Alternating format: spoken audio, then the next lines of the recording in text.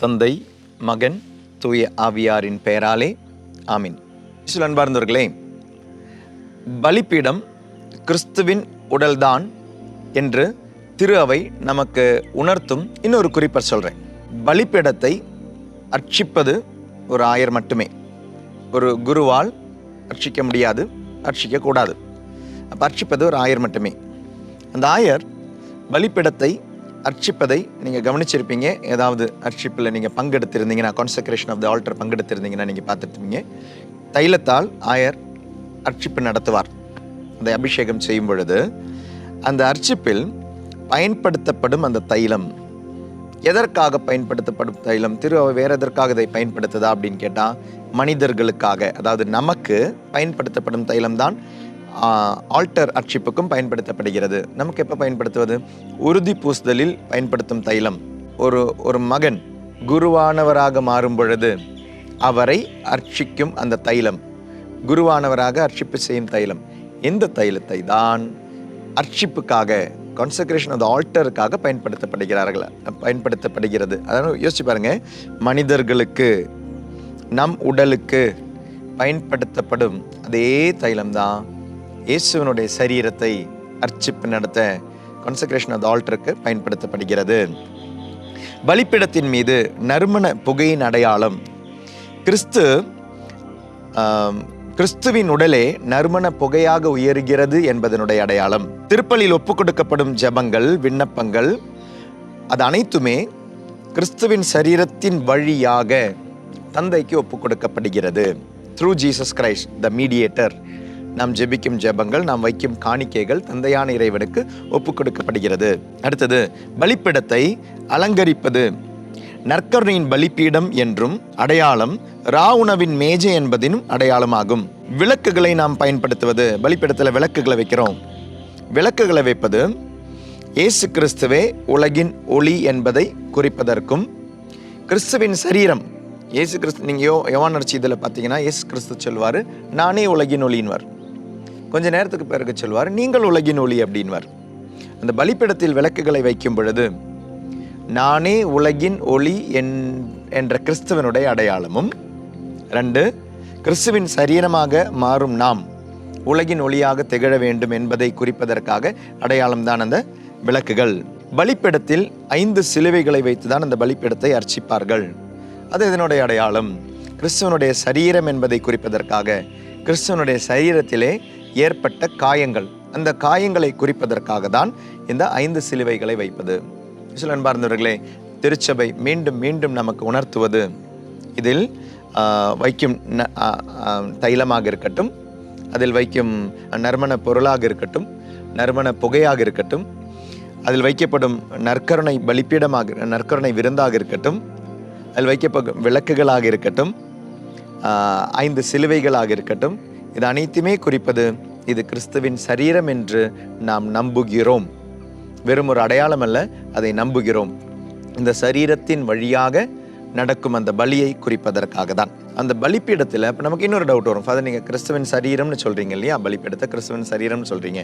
அப்போ அது முழுக்கவும் கிறிஸ்துவின் சரீரம் தான். ஆனால் நம்ம திருப்பலியில் என்ன பண்ணுறோம்? நடுவில் ஒரு துணியை போடுறோம், கற்பூரல துணியை போட்டுட்டு அது மேலே அப்பத்தையும் ரசத்தையும் வைக்கும் பொழுது அது கிறிஸ்துவின் சரீரமாக மாறுகிறது, கிறிஸ்துவின் ரத்தமாக மாறுகிறது இல்லை ஃபாதர் திருப்பலியிலே. அப்போ கிறிஸ்துவின் சரீரத்தில் கிறிஸ்துவின் சரீரமா ஃபாதர்? டவுட் வரலாம். அன்பார்ந்தவர்களே, திருப்பலியில் கிறிஸ்து செம்மறியும், அதாவது பலியும், பலி ஒப்பு கொடுப்பவரும், 2மே கிறிஸ்து தான். விக்டிமும் அவர் தான், அதை ஆஃபர் பண்ணுறவரும் அவர் தான். பலியும் அவரே, பலி கொடுப்பவரும் அவரே. பிரீஸ்டும் அவர் தான், விக்டும் அவர் தான். குருவும் அவரே, பலியும் அவரே. இதை 2ம் குறிப்பது தான். அதனால தான் பலிபீடம் என்பது கிறிஸ்து. ஆனால் இங்கே திருப்பலியின் நேரத்தில் கிறிஸ்து பலி பொருளாக இங்கே முன்னிலையிலும், பலி ஒப்பு கொடுப்பவராக இங்கேயும் நிற்கிறார். ஸோ அந்த 2 பொசிஷனும் ஜீசஸ் கிரைஸ்டனுடைய இருக்கு. ஒன்று அவர் விக்டிமும், இன்னொன்று அவர் பிரீஸ்டும். இனி பலிபீடம், அதாவது கிறிஸ்து அடையாளப்படுத்துவது எதையெல்லாம்? இந்த பலிபீடம், நம்மளுடைய கோயிலில் இருக்கிற பலிபீடம் அடையாளப்படுத்துவது எதையெல்லாம்? 1, இயேசு கிறிஸ்துவனுடைய அந்த ரா உணவின் அடையாளம், அதனுடைய அடையாளம் தான் இந்த பலிபீடம். 2, எருசலேம் கோவில் உள்ள பலிபீடத்தின் அடையாளம். 3 கல்வாரி சிலுவையின் அடையாளம். 4 அடக்கப்பட்டு உயிர்த்தெழுவதற்கு பயன்படுத்தப்பட்ட இயேசுனுடைய கல்லறையினுடைய அடையாளம்.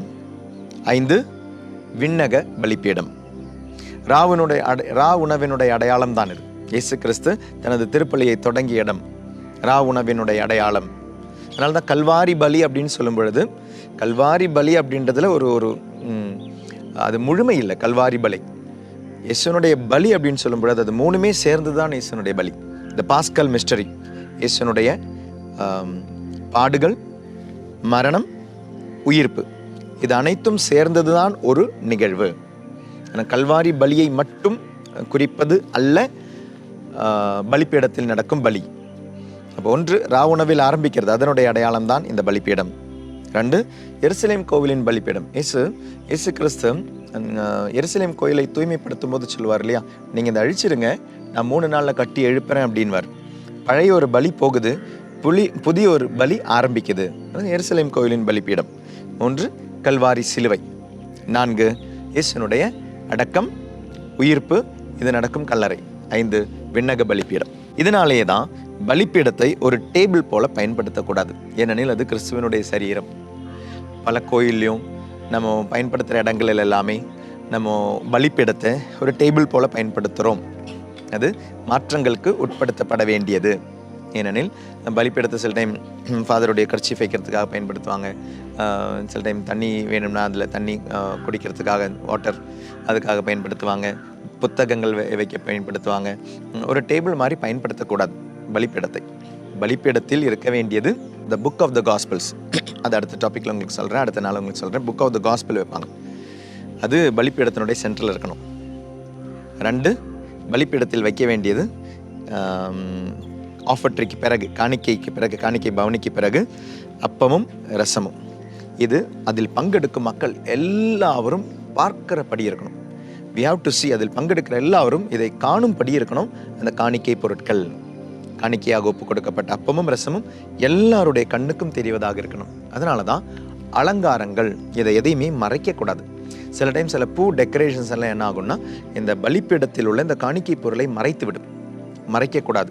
அது சாரி அலங்காரங்கள் வைத்து பலிப்பீடத்தை மறைக்கக்கூடாது. பூ அலங்காரங்கள் வைத்து பலிப்பீடத்தை மறைக்கக்கூடாது. விளக்குகள் நிறைய வச்சு பலிப்பீடத்தை மறைக்கக்கூடாது. விளக்குகள் எத்தனை வைக்கலாம்? 2 விளக்குகள் சாதாரண திருப்பலிக்கு, 4 விளக்குகள் சாலம் திருப்பலிக்கு, திருவிழா திருப்பலிக்கு, 6 விளக்குகள் பெருவிழா திருப்பலிக்கு. ஆயர், எந்த ஆயர், அந்த மறை மாவட்டத்தினுடைய ஆயர் இருந்தால் 7வது ஒரு விளக்கு வைக்கலாம். இல்லைனா 7வது விளக்கு இல்லை, டெக்கரேஷனுக்காக விளக்குகள் வைக்கல. இது குறிக்குது. சாதாரண திருப்பலி என்றால் 2 விளக்குகள், திருவிழா திருப்பலிகள் என்றால் 4 விளக்குகள், பெருவிழா திருப்பலிகள் என்றால் 6 விளக்குகள். அந்த மறை மாவட்டத்தினுடைய ஆயர் இருந்தால் இதோடு சேர்ந்து ஒரு விளக்கு எக்ஸ்ட்ரா வைக்கலாம். 2ஓடு சேர்ந்து 1 3, இல்லை 4ஓடு சேர்ந்து 1 5, 6ஓடு சேர்ந்து 1 7. இப்படி மறை மாவட்டத்தினுடைய ஆயர் இருந்தால், வேறு ஆயர்கள் இருந்தால் வைக்கக்கூடாது. வேறு ஆயர், வேறு மறை மாவட்டத்தினுடைய ஆயர் ஒரு மறை மாவட்டத்தில் திருப்பலியில் வைக்கும் பொழுது விளக்குகள் எக்ஸ்ட்ரா 1 வைக்கக்கூடாது. இது எல்லாமே மக்களுக்கு தெரிவதாக இருக்க வேண்டும். பலிப்பீடத்தில் இருக்கும் இந்த பொருட்கள் காணிக்கை பொருட்களாக இருக்கலாம், விளக்குகளாக இருக்கலாம், மக்கள் பார்க்கும்படி இருக்க வேண்டும். பலிப்பீடத்தினுடைய அலங்காரங்கள், பலிப்பீடத்தில் வைக்கப்படும் பொருட்கள் எதையும் மறைப்பதாக இருக்கக்கூடாது. கிறிஸ்துவின் சரீரம், அதை புனிதமாக பயன்படுத்துவோம், அதை புனிதமாக ஆராதிப்போம்.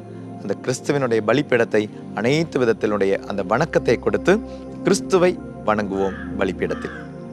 தந்தை, மகன், தூயாவின் பேராலே ஆமென். God bless you.